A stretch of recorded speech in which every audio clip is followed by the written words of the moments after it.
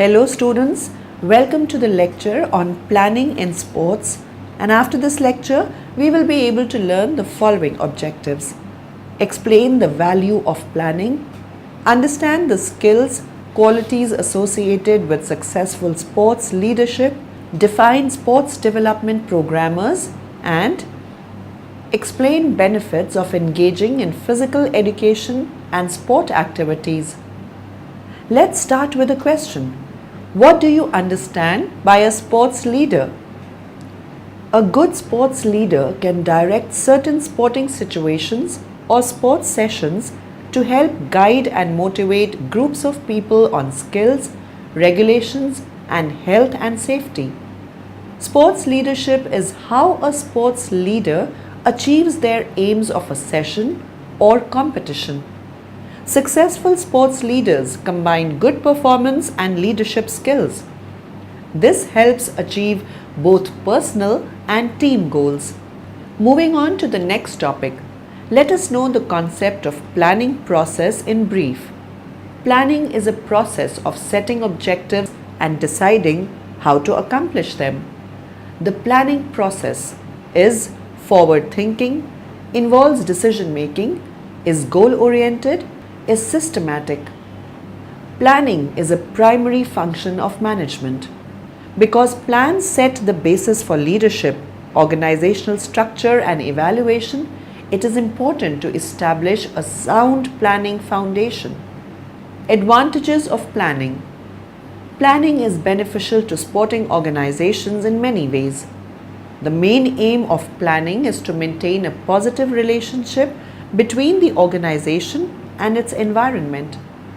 Planning enables an organization to become proactive rather than reactive, initiate and influence outcomes in favor of the organization, exert more control over its destiny, deciding where it wants to be in the future, adopt a more systematic approach to change and reduce resistance to change, improve financial performance and use resources effectively, increase awareness of its operating environment, for example, competitors, government policy, threats, improve organizational control and coordination of activities, develop teamwork of the field.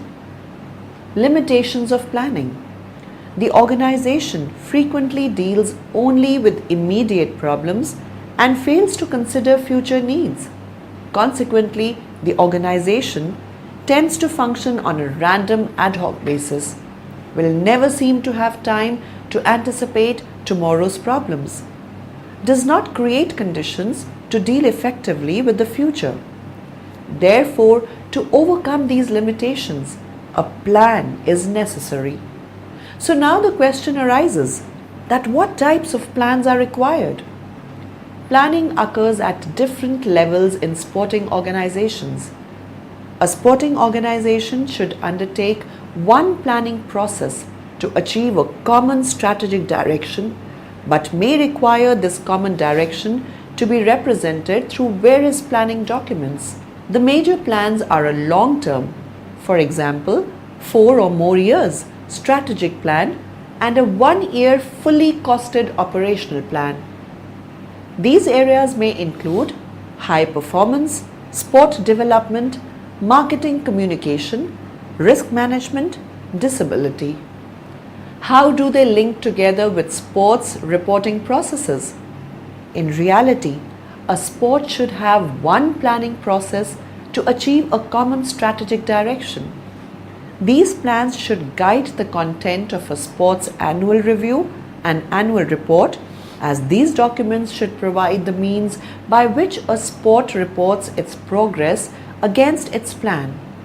It should be easy to identify the links between the strategies and performance measures outlined in both the strategic and operational plans. How can planning be more inclusive of key stakeholders? A good plan is not necessarily the one with the best photos and color scheme, but is one that has been developed out of an effective consultation process that helps promote buy-in from the relevant stakeholders who impact on the delivery of the plan. Why should we include government priorities in the plan? Government priorities are usually areas where an industry-wide standard exists to help provide better protection, safety, good practice, and/or equity within an industry. These standards evolve out of a need within an industry and assist in providing safeguards for organizations involved in a particular industry. Why is planning neglected? This may be for a number of reasons. People feel uncomfortable dealing with the future. Many decisions are made impatiently and enacted before thinking. Actual responsibility for planning in many sport organizations is unclear. Many committees attend to daily management pressures only and ignore their longer-term governance responsibilities. Some organizations may have a false sense of security. All sports require leaders. Good sports leaders inspire and encourage the team at vital moments in a game and provide a good role model. Skills of sports leadership. The role of sports leaders is to develop and encourage young people and adults to participate and continue to participate in all types of sports. Sports leaders need to possess certain skills to help in leading groups. Let us read them in detail one by one. Communication. If we can communicate at various levels, one will be able to bridge the gap between players, other coaches, the opposition, and officials. Communication skills are essential for any leader to have, develop, and use. A sports leader must have a clear voice and a command over the language that dominates the performers in the sport being delivered. Organization of equipment. Organizational skills are essential to the sports leader.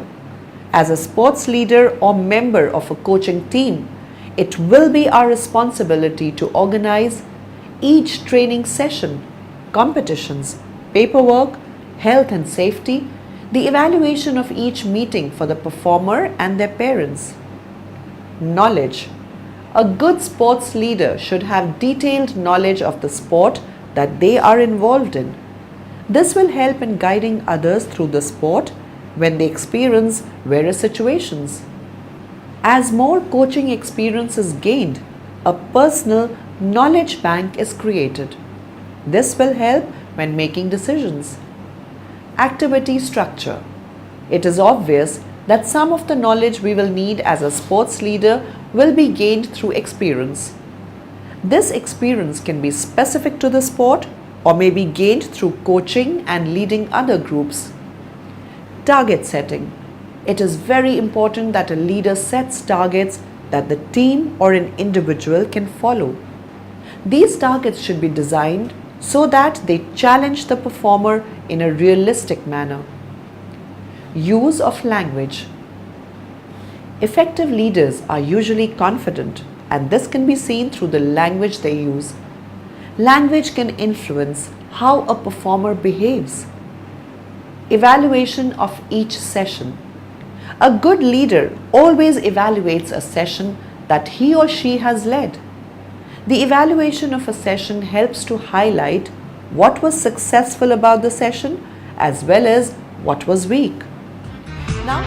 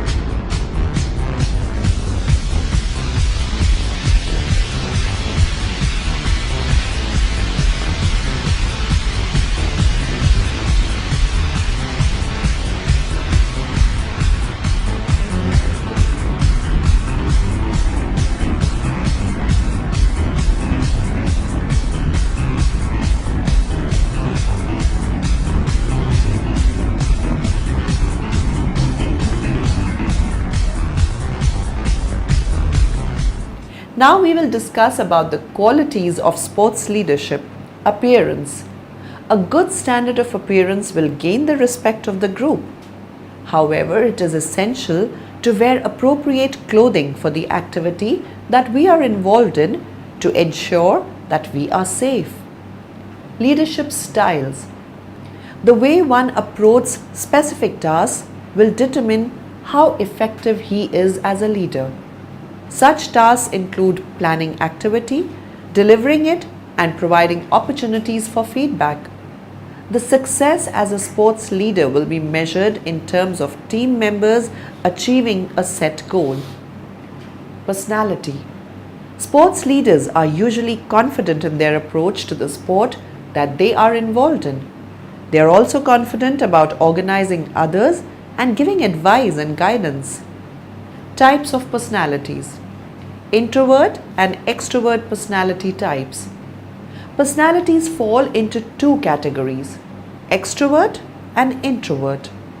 Extrovert personalities are often found in team-based sports where situations are unpredictable and can change quickly. To be a good team leader, one needs to be positive. Leaders can be chosen either by the management structure of the club or by the players and are usually the captain of the team. Hey man, is everything okay? Is there something wrong with you? Are you depressed? Why are you so shy and antisocial? Do you have a mental disorder? Why don't you like to go out and party? Everything's great and there's nothing wrong with me. I'm not shy or antisocial and I don't have a mental disorder. And I do like to go out and party every once in a while, but only for a short period of time. I am an introvert, one of society's most misunderstood groups of people. What's an introvert? An introvert is someone who gains energy when they're by themselves engaging in solitary activities like reading, writing, and thinking. You see, people like you like to go out and party all the time because you're energized when you're around other people, and there's absolutely nothing wrong with that. Introverts feel drained when we're at parties too long, so we need to spend time alone in order to recharge ourselves and to think. We need the time alone like we need food and water. Another reason we hate going to parties is because of all the small talk. We like to have long, deep, intelligent, interesting conversations about life, ideas, and the future with one or two of our closest friends instead of talking about what just happened on TMZ.com with somebody at a party. I see. Now I am beginning to understand. All this time me and my friends thought you were all stuck up and arrogant. Because you don't talk that much. Why don't you try becoming more extroverted? Because there's nothing wrong with being an introvert, just like there's nothing wrong with being an extrovert. And it's unfortunate that we live in a society where people feel pressured to conform to the standard of always socializing out of fear of being deemed a big loser if they don't. What good are introverts to society if they don't even want to socialize? Again, introverts do like to socialize, but in small amounts. Introverts have a lot to offer to society. They have an amazing ability to discover new thoughts, an uncanny ability to focus, to concentrate, to connect the dots, to observe and note things that most people miss, to listen extremely well, and are often found having a rich and vivid imagination too. In fact, introverts are the leading pioneers of advancement in human civilization. Think of introverts like Albert Einstein and Isaac Newton, and even modern-day ones like Steve Jobs. Even some famous Hollywood actors are introverts like Julia Roberts and Christian Bale. Oh man. I had no idea about all this. I guess there's nothing wrong with you at all. I'm going to go clubbing now, so I don't think I'm going to pressure you to go. Do you want to be left alone now? Yes. And thank you for understanding. Please don't forget to tell all your extroverted friends about what you discovered today so there will be no more misunderstandings. It's time we all finally cleared the air. Enthusiasm, motivation, humor, confidence. Being enthusiastic and motivated is contagious. These qualities rub off on sports performers, other leaders, members of the coaching team, and spectators. The coach or sports leader often creates the spark that keeps the team members moving and creative. A good sports leader will enable a session to have time for laughter. Confidence is important so that the participants trust in what is being said and what they have been asked to do. Responsibilities. Professional conduct. A sports leader will agree to a series of statements that outline the do's and do nots of behavior during a training session. These do's and do nots will be set for all in the group, but the sports leader will be expected to follow and reinforce them with experienced performers and newcomers. Health and safety. If sports leaders are to take responsibility for a training session, then they are also taking responsibility for the group during that time. They should carry out the necessary checks of the equipment and facility to ensure that all performers are safe during physical activity. Insurance. Sports leaders must possess the necessary insurance to participate in a sport as well as lead a training session. Insurance is there to protect both leaders and participants in sport. Legal obligations. There are various legal requirements as a sports leader are required to know about. One also has a responsibility to take steps to enforce the legislation.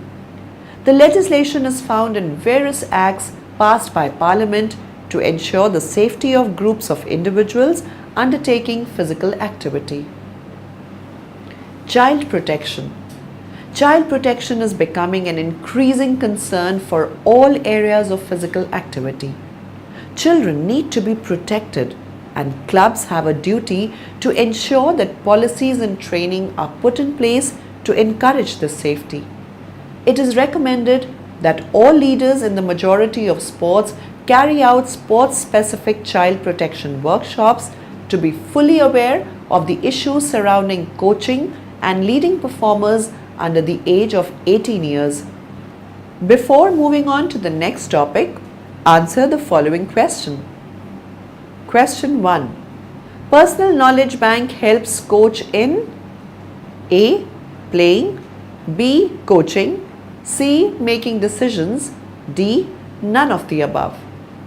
The correct answer is C. Making decisions. In order to meet the aims and objectives contained in the Sports Development Strategy, the Sports Development Unit delivers a number of key programs throughout the year. These programs are designed to provide further opportunities for participants, coaches, volunteers, and clubs to continue to develop sport and physical activity. Some of the key programs are Multi-Skills Clubs. Multi-skills clubs are designed to provide the transition from high-quality physical education into high-quality clubs with progression to either long-term participation in sport and physical activity or performance sport for young people. The key outcome is to develop the fundamental movement skills and fundamental sport skills of young people in order to provide ease of movement into the sport of their choice as a recreational participant and or performance athlete.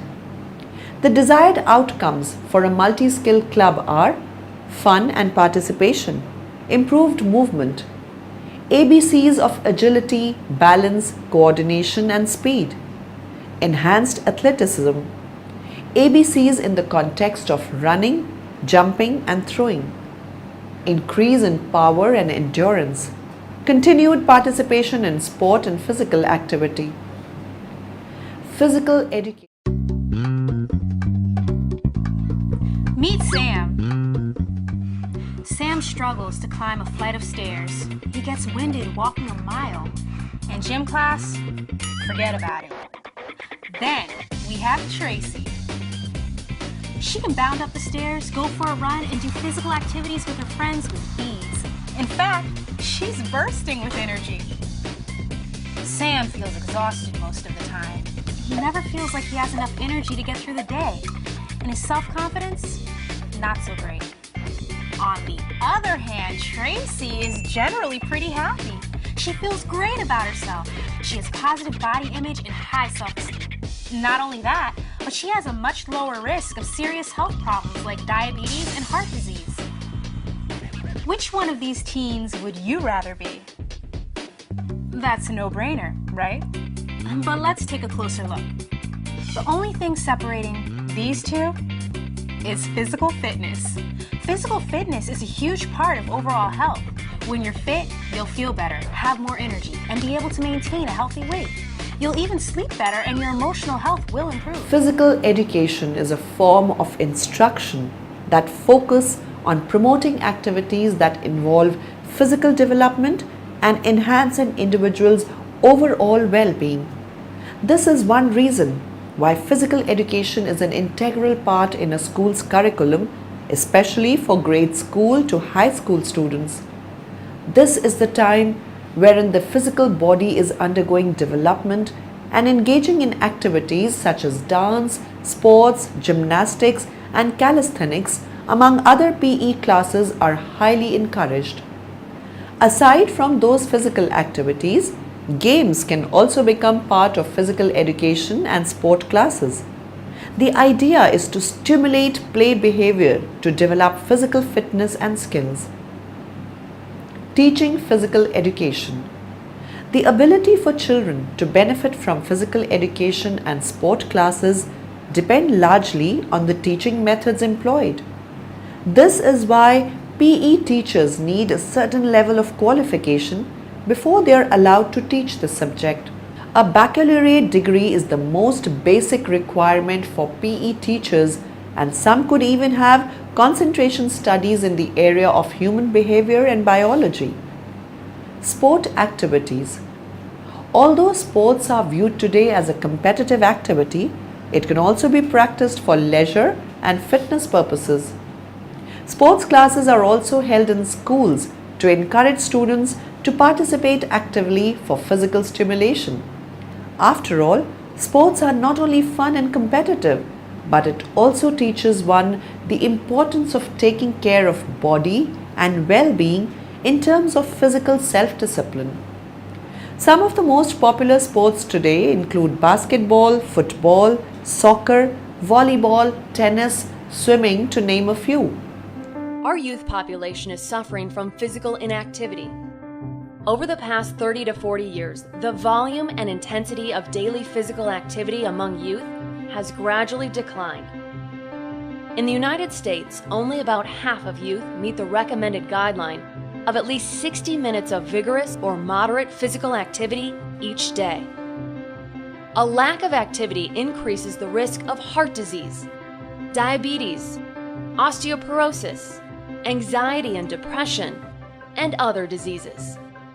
Recent studies have found that in terms of mortality, the global public health burden of physical inactivity approaches that of cigarette smoking and obesity.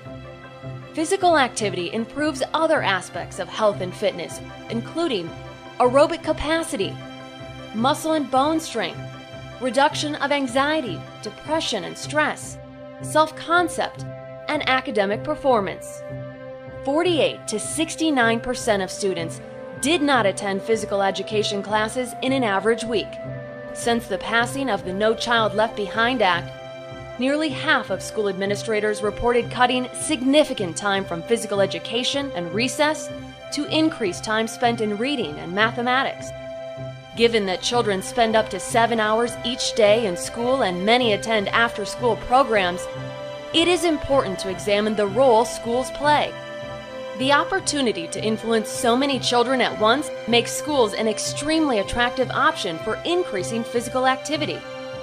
The Institute of Medicine recommends a whole-of-school approach to physical activity, allowing for at least 60 minutes per day of activity that is of vigorous or moderate intensity, where at least half is accomplished during regular school hours and the other half occurs in the school environment. This is where the majority of youth can be reached, regardless of their socioeconomic background. Physical activity should be included in recess, dedicated classroom activity time, active transportation, before and after school programs. intramural and extramural sports, and in physical education classes. Benefits: to encourage kids to engage in physical education and sport activities. Depending on the type of sport, it can encourage social behaviors and improve one's ability to work with a team. It boosts endurance and fitness levels such that we stay healthier for longer. It teaches self-discipline to adapt a healthy lifestyle and take good care of one's body. It promotes physical development and acquires essential physical skills. Now, in the end, let us summarize what we have learnt in this lecture. A good sports teacher can direct certain sporting situations or sports sessions to help guide and motivate groups of people on skills, regulations, and health and safety. Child protection is becoming an increasing concern for all areas of physical activity. Sports are viewed today as a competitive activity. Physical education is a form of instruction that focus on promoting activities that involve physical development and enhance an individual's overall well-being.